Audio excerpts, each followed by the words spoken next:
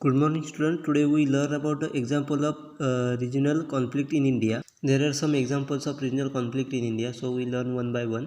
First is language recognition of state. It was the demanded of Potti Sriramulu, a freedom fighter and devoted followers of Mahatma Gandhi, that led to creations of Andhra Pradesh states and the linguistic recognitions of the state in India. To achieve this end, he died in 1952 after not eating of 52 days in support of Telugu speaking state. Sri Ramulu's death focused Jawaharlal Nehru to agree to various demands from the other part of the country with similar demands.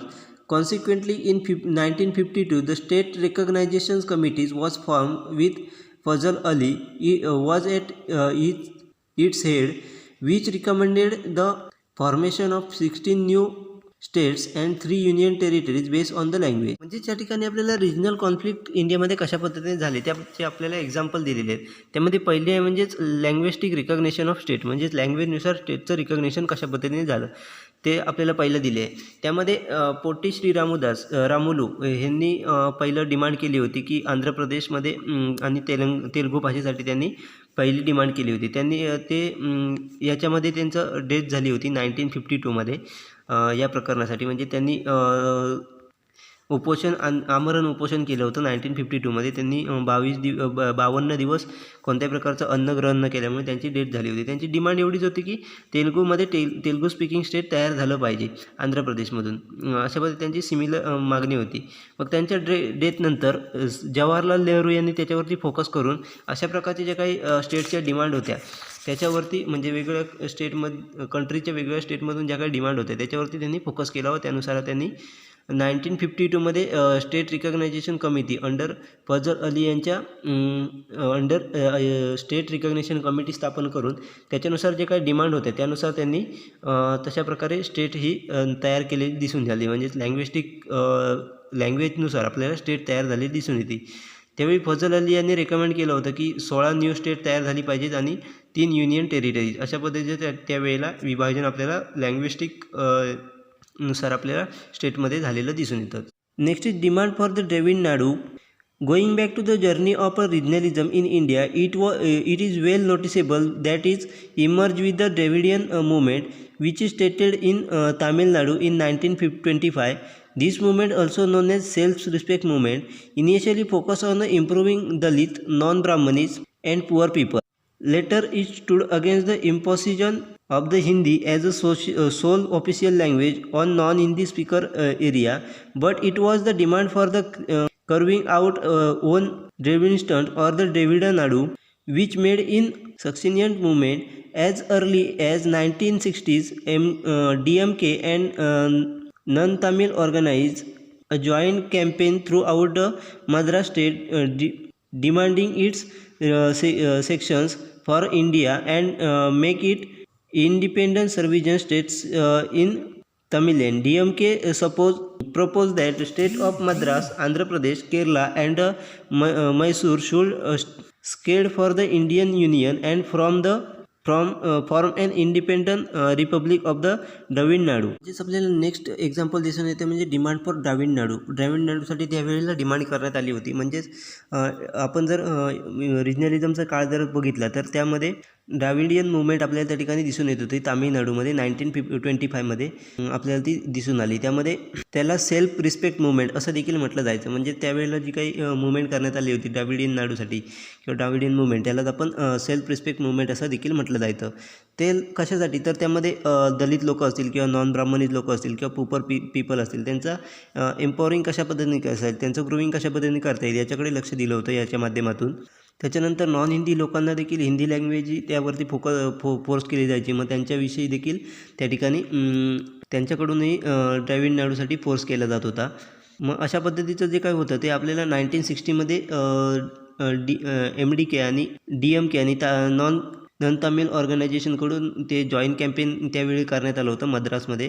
त्याच्यानंतर आपल्याला त्याच्यानंतर आपल्याला तमिळलँडमध्ये, त्यानंतर मद्रास, आंध्र प्रदेश असेल, केरला असेल किंवा म्हैसूर असेल अशा ठिकाणी आपल्याला द्राविड नाडूचा एरिया डिक्लेअर केलेला दिसून येईल. म्हणजे त्यांना त्या एरियाला द्राविड नाडू या एरियाने आयडेंटिफाय करण्यात आलं. म्हणजे त्यांना सेल्फ रिस्पेक्टसाठी त्या ठिकाणी त्यांना द्राविड नाडू यासाठी ते डिमांड करत होते त्या ठिकाणचे लोक. त्यावेळी आपल्याला 1960मध्ये ह्या प्रकारची आपल्याला डिव्हिजन झालेली दिसून येते. Next is Telangana movement. In the year after the formation of Andhra Pradesh state, people of Telangana expressed the dissatisfaction over how the agreement and guarantees were implemented. Counted with 1956 gentleman agreement intensified in January 1969, when the guarantee that had been agreed to were the supposed to lapse. Student against for the continuations of the agreement began at the Osamin University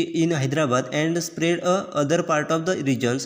Government employees and opposition members of the state legislative assembly threatened direct action in support of the student. This government since the finally resulted in separate state of Telangana. म्हणजे आपल्याला next example दिलेलं आहे ते म्हणजे Telangana movement. म्हणजे तेलंगणा स्टेटचं ज्यावेळी deviation झालं किंवा सेपरेट करण्यात आलं त्यावेळेच्या मुवमेंटला आपल्याला दिसून येतं. ज्यावेळी आंध्र प्रदेश हे स्टेट फॉर्म करण्यात आलं त्यावेळेला काही दिवसातच अगदी काही वर्षातच त्या ठिकाणी आपल्याला तेलंगणाने डिसॅटिस्फॅक्शन त्या जे काही ॲग्रीमेंट झालेलं होतं त्याचं इम्प्लिमेंटेशन जे झालं होतं त्याच्यावरती डिसॅटिस्फॅक्शन त्यांनी दाखवायला सुरुवात केली होती तेलंगणाच्या लोकांनी. त्याचबरोबर ते 1956मध्ये जेंटलमॅन ॲग्रीमेंट झालं होतं ते जानेवारी 1969मध्ये ते इम्प्लिमेंट करण्यात आलं. त्यावेळेला मोठ्या प्रमाणात अशाप्रमाणे त्या डिसॅटिस्फॅक्शन त्यावेळी तेलंगण लोकांच्या माध्यमातून करण्यात आलं होतं. कराराच्या इम्प्लिमेंटेशनसाठी स्टुडंट लोकांनी त्या ठिकाणी उस्मानिया युनिव्हर्सिटी हैदराबादमध्ये त्या ठिकाणी आंदोलनाला सुरुवात केली होती. त्याचं काही पार्ट आपल्याला त्या ठिकाणी रिजनमध्ये पसरला होता. मग त्याचबरोबर मध्ये त्यातील गव्हर्नमेंट एम्प्लॉई असतील किंवा अपोजिट मेंबर असतील, स्टेटच्या अपोजिट मेंबर असतील, त्यांनी त्या ठिकाणी पार्ट घेऊन त्या ठिकाणी त्याला सपोर्ट केला होता. मग त्याच्या स्टुडंटला सपोर्ट केला होता. मग त्याच्यावरती मुवमेंट म्हणून मग नंतर तेलंगणा हे सेपरेट स्टेट करण्यात आलं. अशा पद्धतीने तेलंगणा मुवमेंट ही त्या ठिकाणी झालेली होती. It should be noted that the roots of the disparity in two regions exist in the colonial rules. Andhra was under the district direct rule of the crown, while the Telangana was by the ruled by the Nizam of Hyderabad, who was not a efficient ruler. So over time Andhra got more development in comparison to Telangana. म्हणजेच ह्या वेळेला आपल्याला दोन रिजनमध्ये त्या वेळेला आपल्याला dispute झालेलं दिसून येत होतं. म्हणजेच आंध्र प्रदेश असेल आणि तेलंगणा असेल या दोन रिजनमध्ये आपल्याला डिस्पॅरिटी झालेली दिसून येते. कारण आंध्र प्रदेश म्हणजे आंध्र त्यावेळेला सेपरेट करण्यात आलं होतं आणि तेलंगणा हे हैदराबादच्या निजामच्या अंडर दिलेलं होतं. म्हणजे त्याचे रूल त्यावेळी तेलंगणावरती चालत होते. त्यामुळे त्या ठिकाणी काय झालं तर आंध्र सेपरेट झाल्यामुळे त्या ठिकाणी मोठ्या प्रमाणात डेव्हलप झालेली होती रादर दॅन तेलंगणा. त्यामुळे त्या दोन स्टेटमध्ये त्या दोन रिजनमध्ये डिस्पॅरिटी तयार झाली होती. त्याच्या माध्यमातून आपल्याला तेलंगणा मुवमेंट हे करण्यात आलं. त्याच्यासाठी त्या ठिकाणी मग वेगवेगळी आंदोलनं करून तेलंगणा स्टेट हे सेपरेट करण्यात आलं होतं. Next is Shiv Sena against Kannadigas. In 1966 Shiv Sena in Maharashtra launch is agitation against the Kannadigas in the name of Marathi pride. The first target of its agitation was the South Indian who are working in Udupi hotels in Mumbai. This agitation was labeled to be retaliations of lathi charge on a Marathi speaking people in a border area. म्हणजे त्या ठिकाणी आपल्याला next जे काही example दिलेलं आहे regional कॉन्फ्लिक्टचं ते Shiv Sena against कानडिगाज. म्हणजेच कानडी लोकांविरुद्ध शिवसेनेने जे काही आंदोलनं केली होती त्या संदर्भात ती 1966मध्ये महाराष्ट्रामध्ये शिवसेनेने त्या ठिकाणी कानडी लोकांविरोधात आपला महाराष्ट्र हा मराठी प्राईड आहे म्हणजे मराठी लोकांचं स्टेट आहे अशा माध्यमातून त्या ठिकाणी कानडी लोकांविरुद्ध आंदोलनं केली होती. त्यामध्ये त्यांचं मेन होतं ते म्हणजे साऊथ इंडियन लोक जे उडपी हॉटेलमध्ये मुंबईमध्ये वर्किंग करत होते त्यांच्या विरोधात मेन म्हणजे होतं. कारण त्यावेळेला जे काही मराठी लोकांविरुद्ध बॉर्डरवरती जे काही मराठी लोक बोलायची त्यांच्यावरती जो काही अत्याचार झाला होता त्याचा इफेक्ट आपल्याला महाराष्ट्रामध्ये अशा पद्धतीने दिसून येत होता. म्हणजे जे काही महाराष्ट्रामध्ये उडपी लोक राहत होती किंवा कानडी लोक राहत होती उडपी हॉटेलमध्ये काम करत होते त्यांच्या विरोधात अशा पद्धतीने आपल्याला इफेक्ट झालेला दिसून येतं. कारण त्यावेळी मराठी लोक जी बॉर्डरवरती बोलायची त्यांच्यावरती लाठीचार्ज केला जात असे. त्यामुळे त्याचा इफेक्ट म्हणून मुंबईमध्ये किंवा महाराष्ट्रामध्ये शिवसेनेने अशा प्रकारची आंदोलनंही केलेली आपल्याला दिसून येते. अशा प्रकारची वेगवेगळे एक्झाम्पल आहेत ज्याच्या माध्यमातून आपण रिजनल कॉन्फ्लिक्ट हे आपण इंडियामध्ये झालेले आपल्याला दिसून येतात. Next is Bodoland demand within Assam. The Bodo agitation is led by the Assam Bodo Student Union, which is demanded a separate state as and has recorded wide-scale violence to the and series of scrapping bandhas to pressure their demand.